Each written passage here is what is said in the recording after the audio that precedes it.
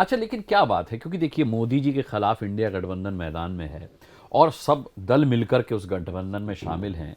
जो चीज़ें मोदी जी की खामियां हों, सरकार की योजनाओं की खामियां हों, इतने सारे दल मिलकर के भी जनता तक क्यों नहीं इस बात को उठा पा रहे, पहुंचा पा रहे, या फिर जनता को क्यों नहीं कन्विंस कर पा रहे इस बात के लिए? देखिए, एक तो ये मोदी जी का व्यक्तिगत विरोध नहीं है।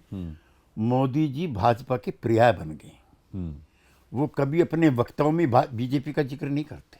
अकेला मोदी ये कर सकता है, मैं मोदी हूं, मैं करके दिखाऊंगा, ये मोदी का वो है, ये मोदी का।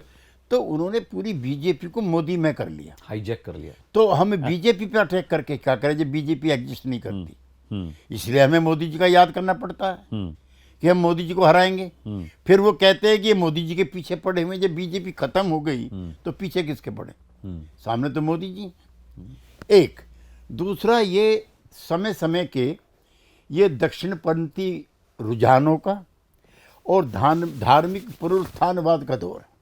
ये यही नहीं है, सब जगह है। अड़ोस पड़ोस में चारों तरफ देखिए। और अलोकतांत्रिक प्रक्रियाओं के भी बढ़त का दौर है। म्यांमार में आंग सान सू की, जिसको नोबेल पुरस्कार, वो कहाँ है? जेल में है। बेगम खालिदा क्यों नहीं चुनाव लड़ पा रही बांग्लादेश में? बैन है। पाकिस्तान में इमरान खान के साथ क्या है? मालदीव में आपके विरुद्ध कैसा वातावरण बना हुआ है? श्रीलंका की क्या स्थिति है? तो चारों तरफ देखिए ये दौर है। एक दौर ऐसा भी था कि कांग्रेस के लोग कहते थे दूरबीन लगा के देखो भाई कोई बीजेपी का जनसंघ का एमपी संसद में है कि नहीं है। एक दौर ये भी था। मीटिंगों में जाते हैं, घोर दक्षिणपंथी, यथास्थितिवादी और कंजर्वेटिव जो विचार के लोग हैं वो पूरी दुनिया में एक्टिव हो रहे। वहाँ पे मैं लंदन गया था। ब्रिटिश लेबर पार्टी जो लंबे समय तक शासक दल रही, कई कई टुकड़े हो चुके, पता ही नहीं है। तो ये है बीजेपी के पक्ष में, मोदी जी के पक्ष में ये वातावरण है जी।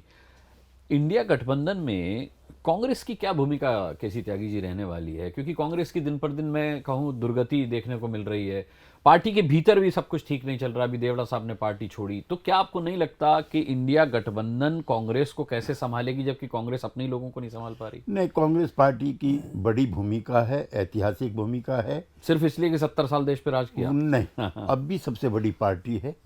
कई राज्यों में सरकार है, कई राज्यों में नेता प्रतिपक्ष हैं, लेकिन उनको परंपरागत तरीकों को छोड़ करके नई चुनौतियों से कैसे लड़ा जाए, इसकी व्यूह रचना नए तरीके से बनानी पड़ेगी। मणिपुर तो सारे लोग एक ही, कांग्रेस का शीर्ष नेतृत्व राहुल गांधी, तमाम बड़े नेता एक ही जहाज में बिठा करके भेज दिए गए। आपको नहीं लगता सुरक्षा की दृष्टि से ये बहुत अप्रासंगिक फैसला था? नहीं, ये तो उनकी पार्टी का फैसला। हाँ, तो लेकिन अब ये देश के लिए जब रणनीति बनाएंगे, मैं तो ये कह रहा हूं कि एक अगर मणिपुर तक जाने का फैसला आपका सही नहीं है, आप जानते हैं कि सब शीर्ष नेतृत्व एक ही विमान में है, कोई अनहोनी हो जाए, तो अगर योजनाएं ही धरातल पर ठीक ढंग से नहीं बन रही हैं और इस लेवल पर भी ठीक ढंग से नहीं बन रही हैं। हम कांग्रेस पार्टी के लिए शुभकामनाएं रखते हैं जी।